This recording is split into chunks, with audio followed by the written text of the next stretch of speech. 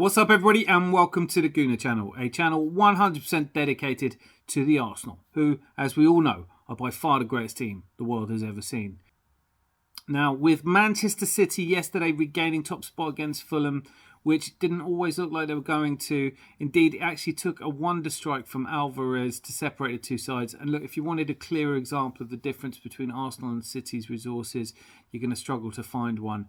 If their £1 million a week striker who has just tied the record number of goals ever scored in the Premier League and become the first player in 90 years to score 50 goals in the top flight. If he's not doing it for you, then why not bring on World Cup winning Alvarez, who's averaging one goal every 3 games for the world champions.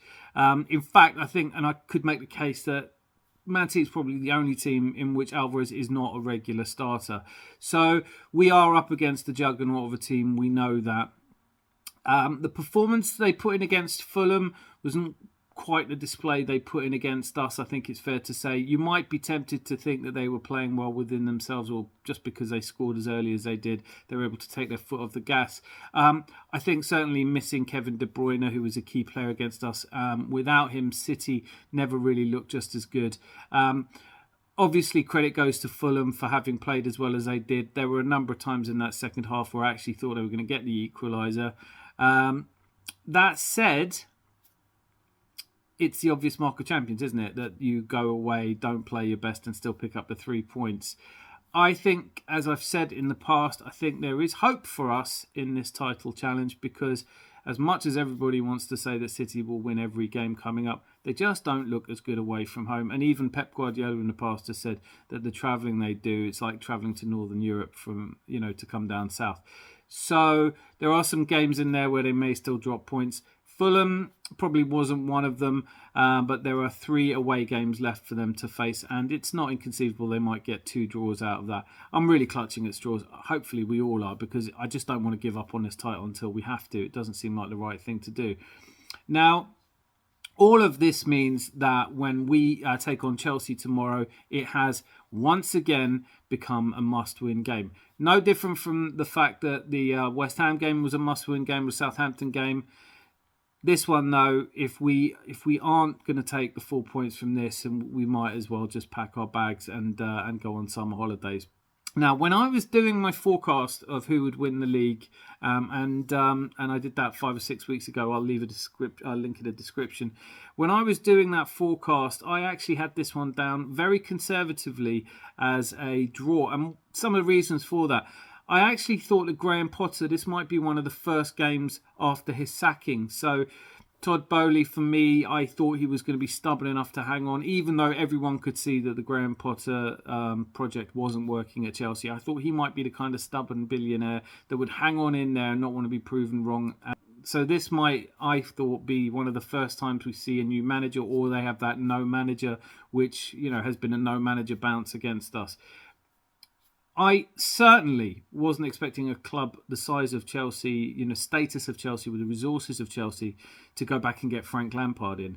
And actually, one of the sliding doors moments of this season that we'll look back on if we don't eventually win the league is the fact that we had to play an Everton that had just sacked Frank Lampard and brought in Sean Dyche, and they got that new manager bounce, when actually if we'd played Frank Lampard's team, I don't think there's any doubt we would have got 3 points. So perhaps this is the universe righting itself in a little bit of karma. Certainly, Frank Lampard's 5 games in charge so far have been woeful. He's broken the 118-year history record of Chelsea in becoming the first manager to lose all 4 games, now 5 games. In fact, in those 5 games, they've only scored once against Brighton. They look absolutely toothless, in disarray. But this is a derby, and wouldn't it just be typical if Mudryk went on to score a winner? And that's the kind of thing that you can happen. Football is, as we all saw yesterday, a funny old game. I mean, it doesn't get a lot better. Just to sidetrack a little, for the downbeat mood that we are dealing with, both in our own supporters and everyone laughing at us, we can always rely on Tottenham to lift the mood a little bit. I mean, imagine coming back from 3-0 down at Anfield to level it in the extra time, do a chicken dance, celebrate your first ever goal, and make a bit of a tit of yourself, only to watch on in the next 90 seconds as your team capitulates yet again. Hilarious, but these things do happen in football. Certainly, look, Chelsea are capable. They have the players that would have got more than enough players. They've got 2 dressing room full of players that could do this. Huge amount of money spent, 600 million in a year to bolster a squad which is struggling to get to 40 points. In fact, if they get a draw against us, it takes them to that sort of what used to be the magic 40 points to avoid relegation. I don't think it's going to take that this year. However, the real problem is not necessarily in Chelsea, it's more in our mood. We have not won a game since the 1st of April, and the atmosphere, as I already alluded to, is not brilliant. Now, I did think I was being overly cautious when I did that prediction 5 or 6 weeks ago, because I predicted this game would be a draw. It's a derby, so form can go out the window, and they do have world-class players, too many to fit in a single dressing room. So, look, anything is possible. It would be just bloody typical if Mudryk popped up and scored the winner late on in extra time. But what I hadn't really been counting on was that our form would dip quite as badly as it has done. Now, Saliba's missing, Tomiyasu's missing, and of course, lots of people in the press and our own fan base have been pointing at Holding and trying to scapegoat him for everything that's going wrong. He certainly wasn't the weakest player against Man City. And look, he is not at the level to win new titles, but he is only playing because of injuries.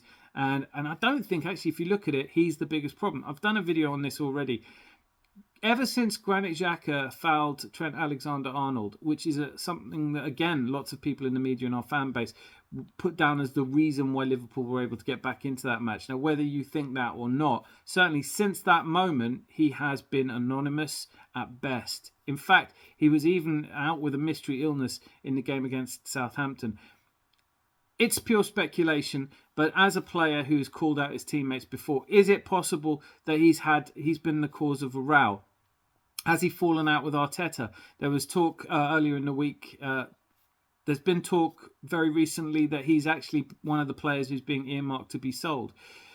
All of these things point to something not being quite right. But he's not the only one to have gone missing. Thomas Partey, who so often in the time he's been at Arsenal has not been available for the big matches, has now started going missing them as well. He was dreadful against Man City. In fact, our midfield partnership has not looked good enough in any of the last 3 games. And this is where it leads me to speculate that this Chelsea game, is going to tell us an awful lot. Now, on the one hand, Arteta has proven himself somebody who doesn't like to tinker, doesn't like to change a winning team. He likes to have a first 11. But that's a first 11 who've played a lot of minutes. It's a first 11 who's starting to look fatigued, whether that's mental or actual physical fatigue. Xhaka has played so many games. Partey's played far more games than he usually does. Maybe you could put it down to their tiredness. I think with all the speculation around incoming players being midfielders, it's really obvious that Arteta doesn't feel like Partey and Xhaka is the midfield for him. Certainly Declan Rice looks like he's coming in, but all the talk about Moses Caicedo, all the talk about, I've even seen us linked with McAllister. And so the midfield is where we expect to see the biggest changes. And I welcome that. I think that even if I don't want to see Xhaka leave or necessarily Thomas Partey leave, I'd like to see them become back up to the front two. And that transition period may take a little while. But tomorrow's game tells us a lot, because based on form, Xhaka and Partey should not start tomorrow.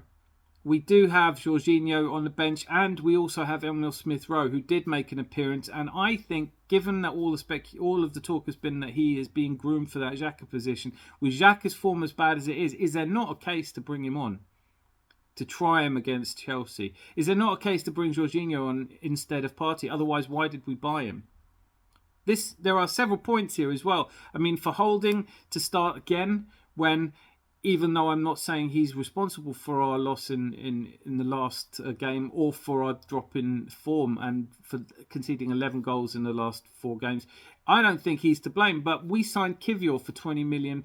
I get that he's left-footed, but surely if you're buying a player for £20 million, Charles Watts made the same point, isn't it worth seeing what he can do? And it's surprising that he's not getting game time. And finally, Trossard. Much as we all love Jesus has not delivered in the way that Trossard has. Now, they're different games, and I think that leaving Trossard out again would be a surprise to me. So I think, on reflection, tomorrow's game is going to tell us a lot about the future of Arsenal. I could very easily see a case to be made for Tierney coming in, for Kivior coming in, for Trossard coming in, for Emil Smith-Rowe coming in, for Jorginho coming in, for players to be rested so that they're fit for what arguably a bigger challenge is yet to come. Certainly the game after this one is Newcastle away. And they're a bit of a mixed bag at the moment, but you're expecting a tough game at St James's Park. Just ask Spurs.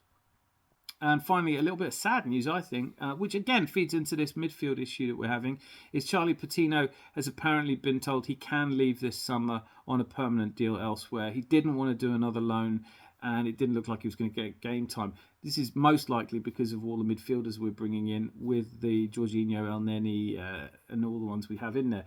Slightly better news in the sense that it's looking a bit more like Arsenal are holding on to Emil Smith-Rowe and don't want to lose him.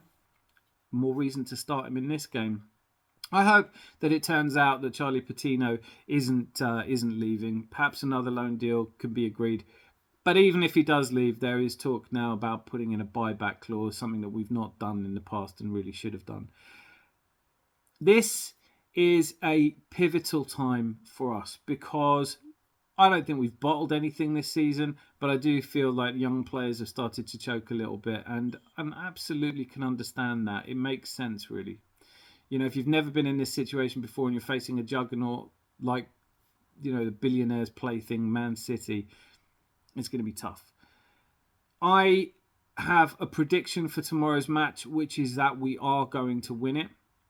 I've changed my prediction, therefore, from my previous 1-1, and I don't know if this is me hoping rather than thinking clearly, but, you know, Chelsea are so bad at the moment that you have to go with form to some degree. As bad as we've been, we have scored goals. They have not. So, as long as there isn't some dramatic fiasco, you know, players sent off, something ridiculous, you have to fancy us for 3 points. I don't know if we're going to take the 3 points up at Newcastle, and I don't necessarily think this is going to make the difference, but it could put us back on top of the league, and I for one miss being on top of the league. That statistic of us being on top for like 250 something days and Man City only being on top for 15 days is galling, isn't it? Anyway, I'm very much hoping that we will be lucky, and I hope you are too. Be lucky! Lots of love.